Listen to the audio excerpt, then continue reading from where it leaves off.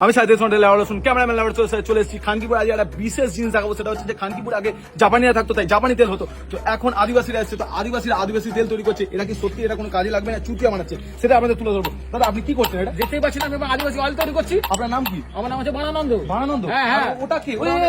চুল কত করেছে, চুল কত করেছে, ওটা সিস্টেম আছে, আমাদের সিস্টেম আছে। ওটা নাম কি? এটা নাম হচ্ছে কি করছে? কি করছে? ওটা গাছের ভাঁ থেকে রসটা বার করছে, ওটা দিয়ে আমি রান্না করতে পারবো, আদিবাসী অয়েলটা বেরোবে। ও তাই? বুঝতে পারছেন তো? আপনি আমাকে একটা জিনিস বলুন। বলুন দাদি, এটা বলুন। আপনি তো এইসব দেখালেন, হ্যাঁ। কিন্তু আসলে কি এটা হবে? আসলে হয় না, আমি বিশ্বাস হচ্ছে না তো। দেখা- এই, কি বলে এবার দেখুন, এটা কি? দেখতে পাচ্ছেন আরে ওটা চুল ঘোরাতে ঘোরাতে আসছে। একদম চুল ঘটে ঘটে আসছে। দেখুন দেখুন দেখুন, এটা আমার ঝাড়ের চুল। ঘাটের চুল, অর্গানিক চুল, একদম আমি ঘাটে। তো ভাবলাম মাথা চুল পাও দিতে গেল। ঘাটের চুল আছে। আমি এর কাছে এসেছিলাম, এসে বললাম এরকম এরকম আমার কোনো ঝাঁটে চুলই ছিল না প্রথমে। আমি এসে বললাম এরকম এরকম, আমি 2 সপ্তাহের মধ্যে হয়ে গেছে, আমার 3 মাস টাইম দিছিল। 2 সপ্তাহের মধ্যে আমার হ্যাঁ, চুল হয়ে গেছে, অনেক হ্যাঁ, চুল আছে। হ্যাঁ, হ্যাঁ, অনেক হ্যাঁ, আপনার চুলে হচ্ছে না তো? ঠিক আছে, এখন বার করুন।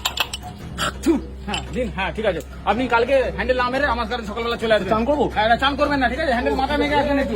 হ্যাঁ ঠিক আছে, নিয়ে রেখো। The next day. দাদা আদিবাসীগুলোকে দেখেছি, আদিবাসীগুলো ওরা তো চলে গেছে খানকিপুর থেকে, লেওড়া পুরো চলে কখন চলে গেছে? বলে না হ্যাঁ, বলে আপনার যে এত বড় ঝাঁটের চুল ছিল সেটা ও তো কোথায় গেল? আছে তো, ও তো আমাকে টাকা দিয়েছিল দাদা, এই তো আমার ঝাঁটের চুল আছে। ঝাঁটের চুল তো ফলস, বাবা আমার গান মেরে চলে গেল। তো গাইস আপনারা যদি আদিবাসীগুলোকে দেখে থাকেন প্লিজ আমাকে জানান কমেন্ট সেকশনে। আমার তো পুরো গান মেরে চলে গেল, মানে দেখেন জনি সিস বানিয়ে দিয়েছে, লেওড়া পুরো জিন্দগি চুদে দিল মারা।